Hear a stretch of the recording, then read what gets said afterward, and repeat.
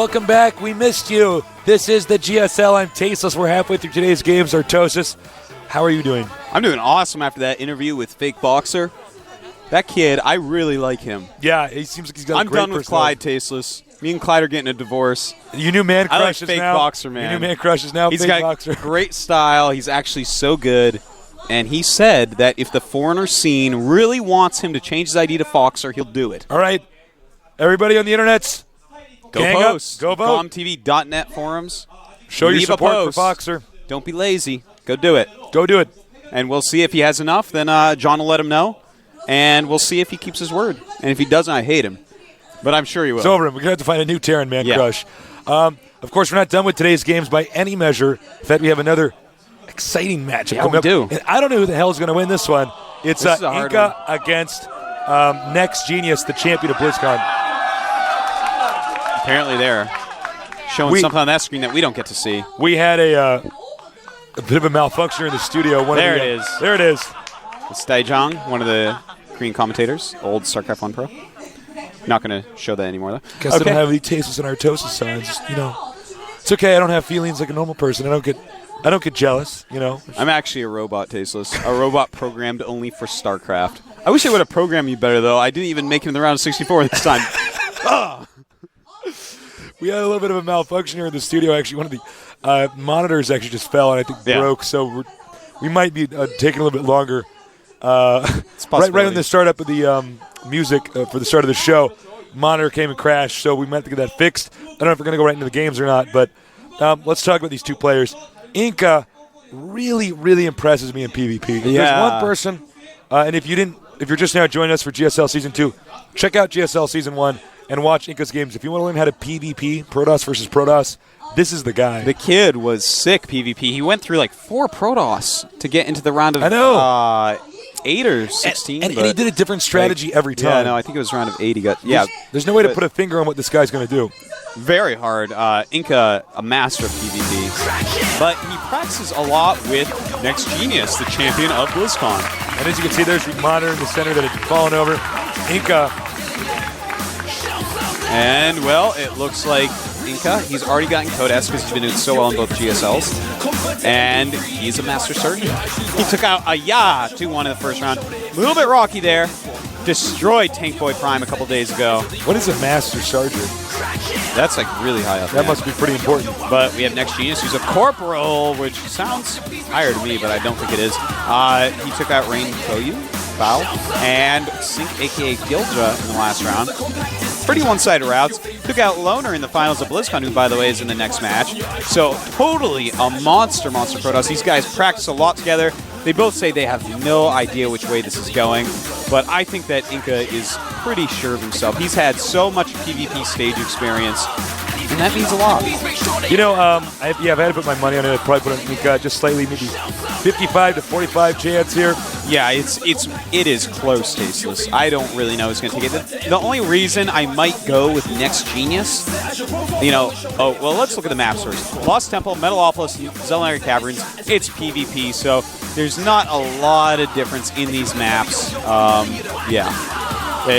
can't think of any positional advantages in PvP on any of these maps. So, anyways, I was saying Next Genius, I might go with him just because that stage experience he had at BlizzCon with all those streaming fans, that is amazing. The world knows who he is now, too. Yeah, that's a big monkey off of his back, whereas InCa's never really won anything in front of a bunch of people.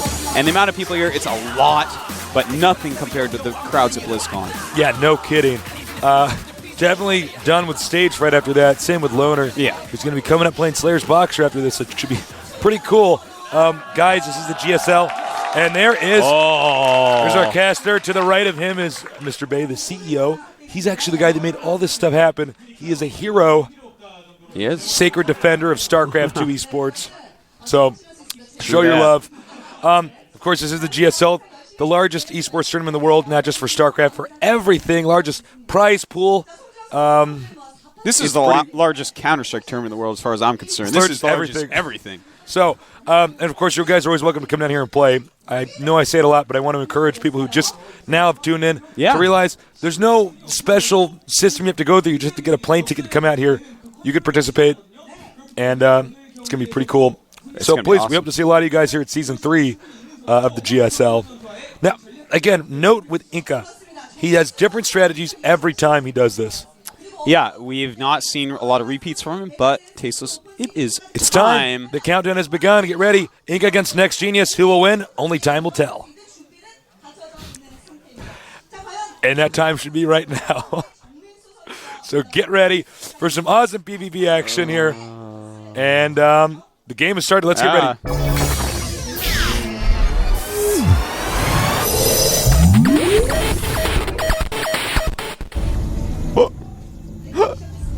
Go. All right. Over here in the red, a member of Spunky's team.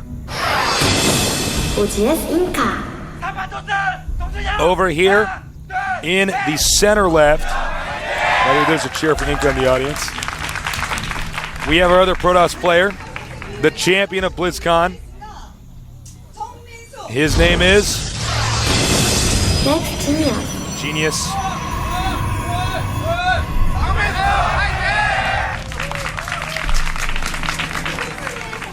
So both these guys not scouting after Pylon.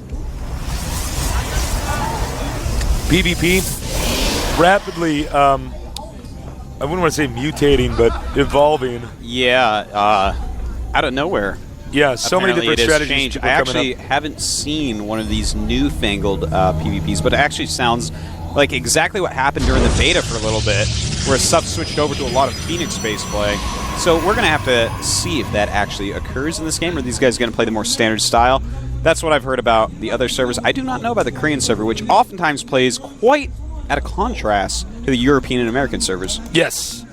Yeah, it's funny how you get the pockets with different groups of people, and then the metagame shifts within that pocket. Yeah. And we were talking to some of the guys at BlizzCon about this, where they're just like, oh my God, people play completely different. Yeah. You know, they're from this server or that server. Oh, it's By the very way, true. 2-gate here for OGS InCa. I was actually about to say that nobody would 2-gate on Lost Temple. I'm apparently wrong. And it's in his main as well. So yeah, that's interesting.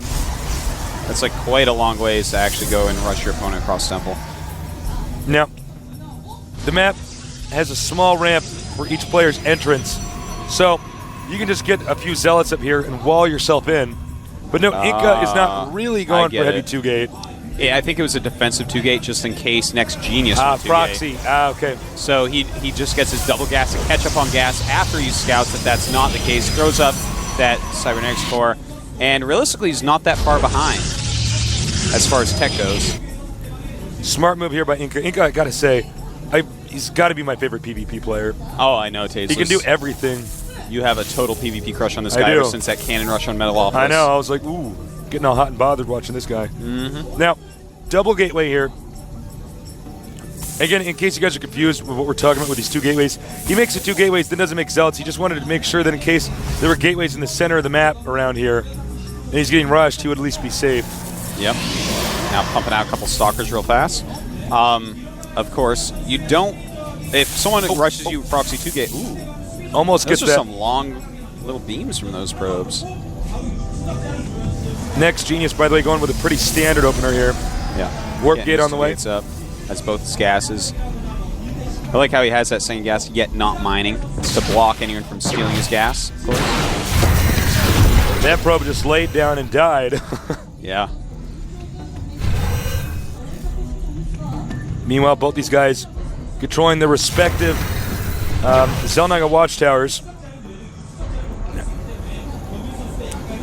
Oh, go ahead. I'm sorry. I keep interrupting you. No, please, go ahead. Oh, that's fine. Anyways, I was going to say, controlling these watchtowers is actually really important. We're going to see it get more and more important throughout StarCraft 2. It just gives you such awareness of the map. It really changes the way that top players play, even if they don't notice it. See, he knows that those are coming, and he gets the first hit. So there we go. Suddenly, Next Genius, he can't lose that battle. That is the importance of the watchtower. Ooh, and a fast expansion. This is one of the new age things that we're seeing a lot more in PvP recently. Basically, he's banking on his opponent, not going to do a straight-up DT rush. Some of this is kind of reading your opponent. Actually, interestingly enough, both these guys are going to go with builds.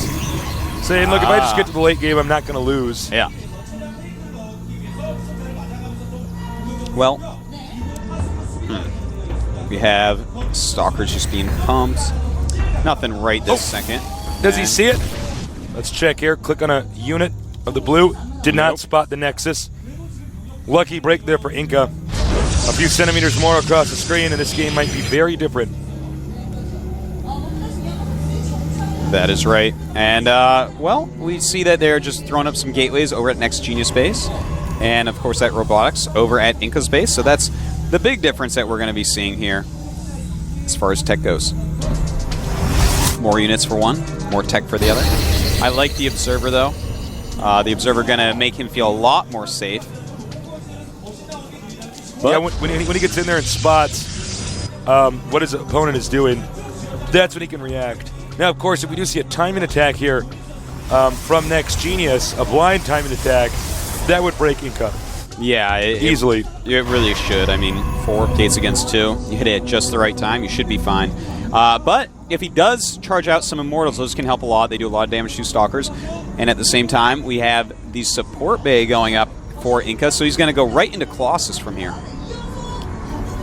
It's pretty smart. Again, there is a timing attack window. If Next Genius is paying close attention, he will see the blur. That should trigger him into a timing attack. Quite true. But he doesn't know that there's an expansion. This could be some sort of crazy Oh, that's quite true as well, yeah. So it's possible he won't attack.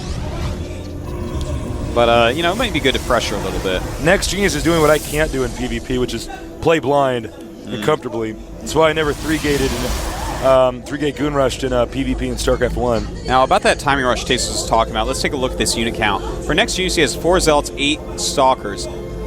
On the other hand, InCa has 5 Zealots, 2 Stalkers, and 2 Sentries. So obviously, the 8 Stalker army can actually just attack, move across the map, and kill the Nexus.